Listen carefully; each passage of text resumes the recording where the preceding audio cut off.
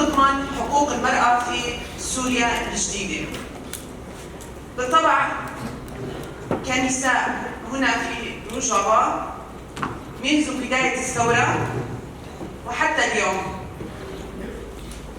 في شخص الشهيدات حاولنا وناضلنا بكل ما لديهن من قوة للوصول إلى هذا المستوى. بالطبع هذا المستوى الذي وصلت إليه المرأة هنا في روجافا لم يكن الطريق إليه هين أو سهل، كان مزروعا بالكثير من الصعوبات والمشاكل والأخطاء، لكن الإرادة والتصميم والإيمان بقضية المرأة، بقضية حرية المرأة هي من أوصلتنا إلى هنا.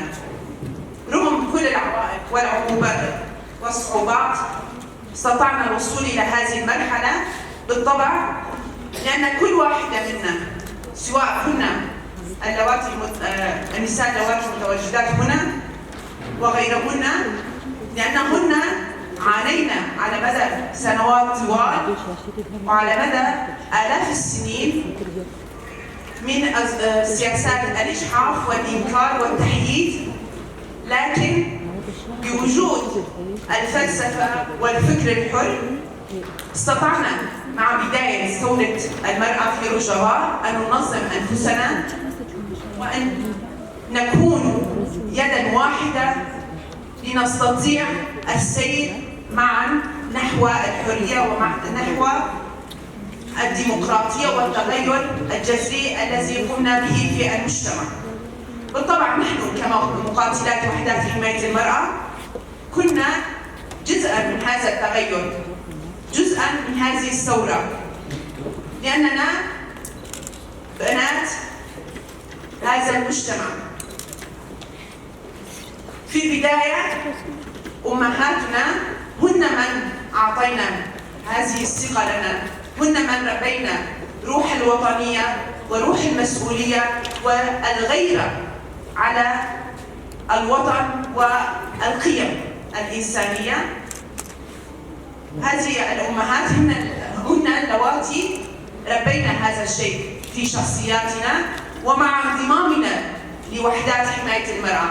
الفلسفة التي ارتكزنا عليها، الفكر الذي ارتكزنا عليه، المبادئ التي ارتكزنا عليها كانت لتوعية هذه الثقافة، كانت لتعميق هذه الثقافة وهذه المعرفة. في البداية مع انطلاق ثورة روجافا رغم الأعداد القليلة للمقاتلات استطعنا أن يكون لدينا هذا الدور القيادي والريادي، سواء في التنظيم، سواء في الإدارة، سواء في الخبرة، سواء في وضع الاستراتيجيات، سواء في الحياة التنظيمية أو الحياة اليومية أو في الحياة العسكرية. نحن برهنا بأننا قادرات، بأن المرأة قادرة أن تكون متواجدة في كل الميادين ولا يصعب عليها دخول أي مجال أو ميدان لها.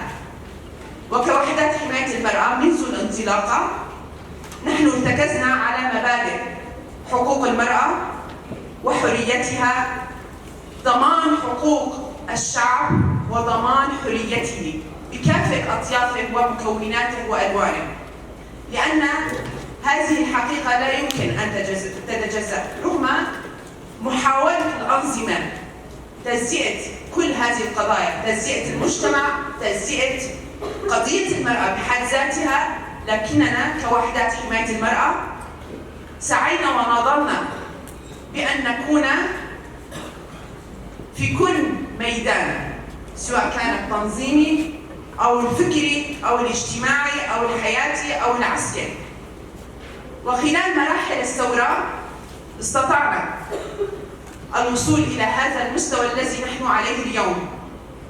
هذه الكلمات التي أتكلم بها ليست كلمات منمقة أو كلمات بعيدة عن الحقيقة. نحن عشنا في كل لحظة، كل لحظة من لحظات التي خضناها خلال سنوات النضال، خلال سنوات المقاومة، كانت تجربة، كانت مليئة بكافة أنواع الصعوبات أو المعوقات، لكن استطعنا اجتياز هذه الصعوبات بتواجد الإيمان والإصرار لدينا كمقاتلات، إصرارنا وإيماننا على تجاوز هذه الصعوبات، وأيضا لتواجد شعبنا إلى جانبنا، تواجد الأمهات إلى جانبنا هو القوة الكبرى التي دفعتنا حتى نكون في كل مكان، حتى نمتلك هذا الإصرار وهذه العزيمة بأن نتواجد بفكرنا وبإرادتنا وبإصرارنا وإيماننا، وهو ما جعل من وحدات حماية المرأة قوة متميزة أو قوة تكون نموذجية، قوة حقيقية في التغير والتغيير الجذري، سواء هنا في مجتمعنا في روجافا أو في سوريا أو في الشرق الأوسط والعالم. استلهمنا من هذا الفكر الكثير والكثير بخصوص كيفية بناء الشخصية، بناء الإرادة، كيف نمضي في بناء القوة التي تعتمد على ذاتها. هذه الوحدات كانت من صلب هذا المجتمع ومن صلب هذا الشيء كيفية ضمان هذه المكتسبات التي حققت على مدار 14 عاما. بالطبع هذه المكتسبات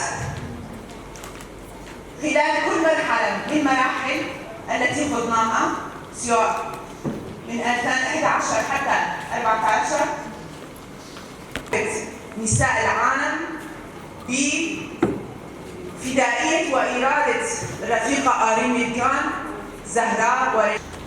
إنما الأهم في كل هذه المرحلة النضالية هو محاربة الفكر الذكوري الرجولي السلطوي، هذه الذهنية التي على مدار آلاف السنوات حاولت وبكل قوة تحييد النساء عن نضالهن. نناضل ضد هذه الذهنية الذكورية. وصولنا إلى هذه المرحلة لم يكن بالعمود الأساسي أو العمود الفقري ضمن هذه الحياة. إبعاد الشريك الأساسي ضمن المجتمع هو إبعاد بكافة المكونات المتواجدة في سوريا ومن قوات نسائية. لكن نحن اليوم نتحدث عن سوريا جديدة، نتحدث عن تحول سياسي، نتحدث عن تحول أن المرأة هي القادرة على إحداث التحول الجذري في المنظومة الموجودة الآن. دماء شهدائنا الذين ضحوا لأجل أن نعيش بكل حرية وكرامة، وسنكون أوفياء لهم بضمان